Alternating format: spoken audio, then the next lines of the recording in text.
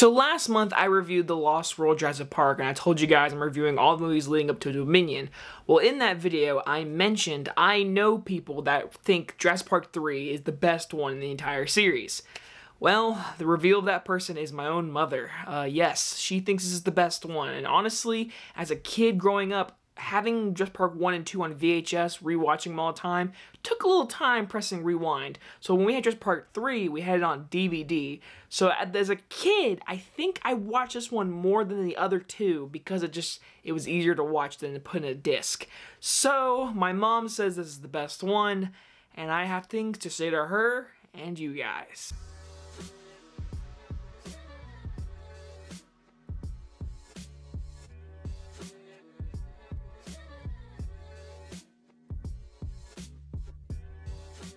Jurassic Park III stars Sam Neill and William H. Macy and is about a decidedly odd couple with ulterior motives convince Dr. Grant to go to Isla Sorna for a holiday, but their unexpected landing startles the island's new inhabitants. Released in the summer of 2001, directed by Joe Johnston and not Steven Spielberg, because Joe Johnston was either going to do the second movie or this one, and it turns out Spielberg was like, I'm going to go do my report and a bunch of other movies. So Joe Johnston was left with the third film in the franchise, and obviously it's Jurassic Park, it's dinosaurs, so in the back then, it did make money because Universal promoted the crap out of it, but everyone I know always says this is probably the weakest one, but people still enjoy it. And honestly, rewatching tonight, I've seen it 100 times.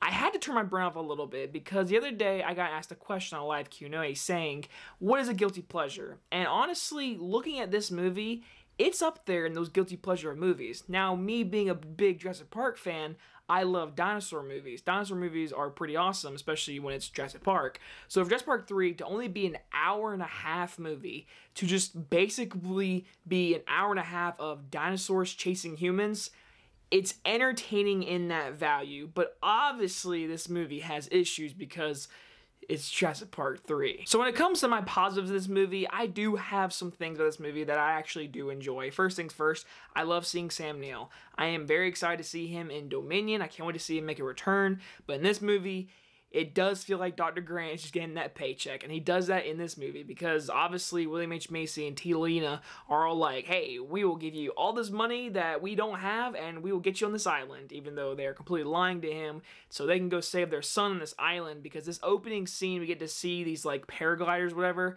and I actually don't understand who killed the people on the boat. I still don't. To this day, I don't know what killed them. And once they're on the island, obviously we cut back to Sam Neill, Laura Dern, which obviously big negative there. Why are they not together? Seriously? After that first movie, after what they went through, they're not together? To me, that's just the dumbest plot, like, ever, and it makes me really sad because in the Dominion, they're not going to be together, and that makes me really sad. But once the movie actually gets going, it's actually when the plane takes off, they're heading there, we get the horrible dream sequence of a raptor talking to Dr. Grant, which is just horrible. But I do have to say my biggest positive is obviously the music. John Williams' score is great. I love seeing it when I'm on the plane, driving across the field, or flying across the fields. It's a nice scene, and Dr. Grant's trying to point things out, and they're like, hey, there's a landing strip, you want to land right there? And he's like, we cannot land on this island. Once he gets knocked out, then we get probably my favorite scene in the movie. Stop! Get out the way! No one can stop this plane! Oh my God! Now listen, each Jurassic Park movie has an attack scene in all of them, and in this one we have the plane attack scene, and I'll give credit for this. I think the sound design, sound mixing, and the blocking of this scene is actually fairly well done. I think the animatronic of the Spinosaurus very much looks like a robot. I think literally, look at this scene. What is wrong with this scene? First things first, in the other movies, the T-Rexes were, when they were animatronics, it was dark, rainy. This movie, he's out in the open, and the first time we see him, obviously he's animatronic, which is really cool to see all up and close. But his arms are stiff. His head is doing this, and he eats the one plane driver, and then he just eats them. But his arms are literally like this, and his arms like that. It just looks like a robot, and that, to me, like, showing it in all its glory like that was the wrong choice, if you ask me, for directing and editing and stuff like that. Maybe more up-close stuff, like a side view of the actual head coming into the plane, eating that guy and pulling him out. That's fine. That's cool. That's scary. It's intense. It's a great, intense scene. Obviously, the plane falling, rolling around. It's a fun, enjoyable scene, if you ask me. And again, the sound mixing and sound design and the blocking of the scene of how the plane gets from tree to here to rolly to in the plane. I like, and it's entertaining to watch a dinosaur eat a plane.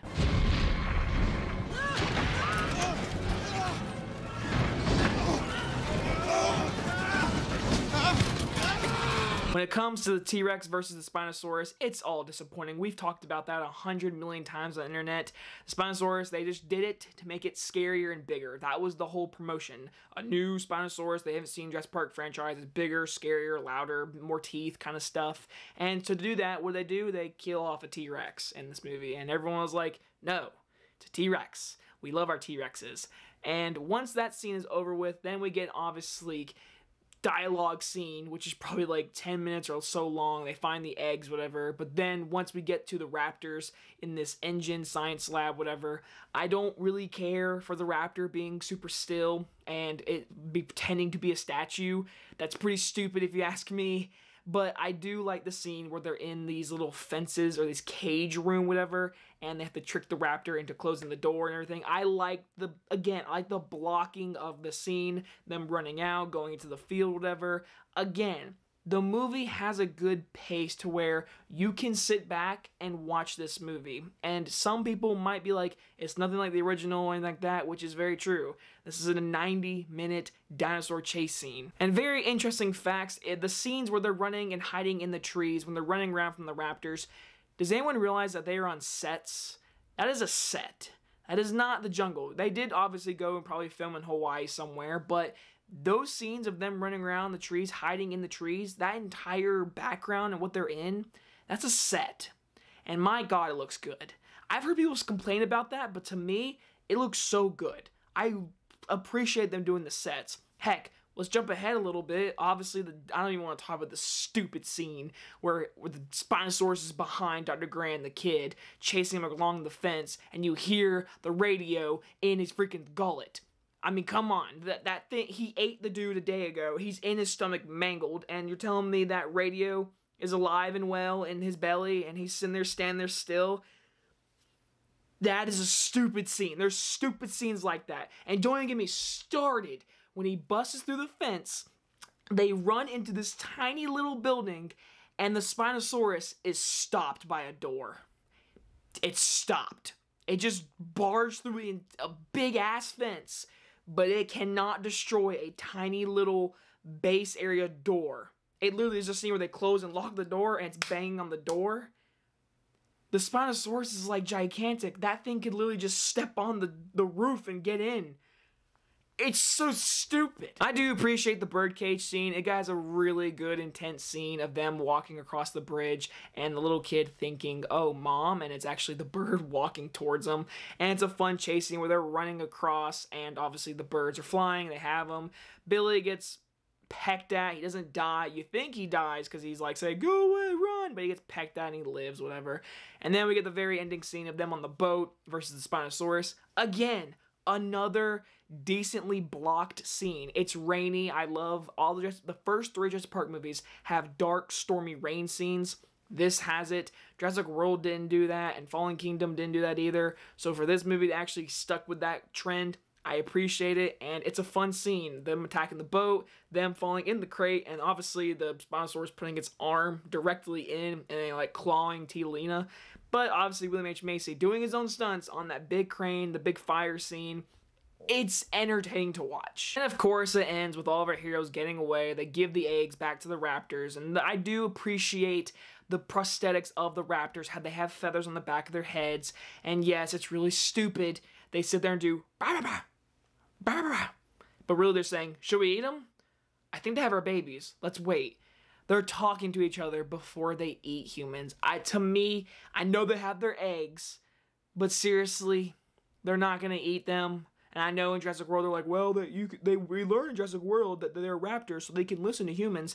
Well, they're not listening to humans. We are on Island Sorna, Site B. We are in the midst of dinosaurs being on an island, not seeing humans.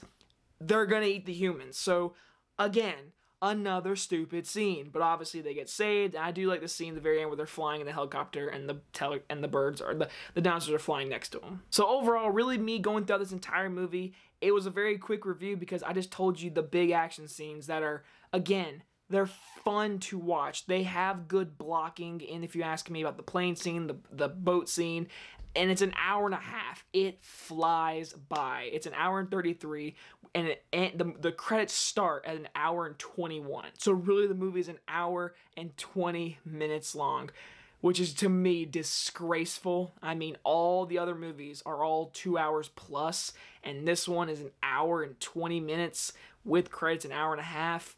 That is sad if you ask me. This movie feels like Jurassic Park brand, let's milk it kind of thing. But again, like I said, there is fun to be had. You can watch this movie, turn your brain off, and watch people get chased by raptors, Spinosaurus, and just big, bold action scenes on a boat, on a plane, in a cage of birds.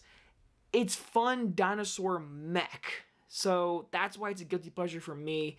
And I know people that enjoy this movie, and you know what? I can see why. It is entertaining. But you can't sit here and tell me this is better than Jurassic Park 1 with great music, characters, good story. I mean, this is really, hey, let's trick Alan Grant onto an island so we can save our kid. It feels like a little mini adventure. Like, at least the second movie, they were trying to get Engine back the dinosaurs, whatever. It felt vital to a plot line. This feels like a little mini adventure in the franchise. So again, it's a fun sci-fi dinosaur action movie, but to me, this is not a great Jurassic Park movie at all. I'm going to give Jurassic Park 3 a C. And I will go ahead and say this is my second to least favorite of the franchise. We have not talked about my least favorite one just quite yet. But obviously that is the end of the third review in the series leading up to Jurassic World Dominion this June. Next month I will be talking about Jurassic World. I have things to say about that and my old review, so stay tuned for that. Hope you guys enjoy this review, and I will see you guys on the next one. Bye-bye, everyone.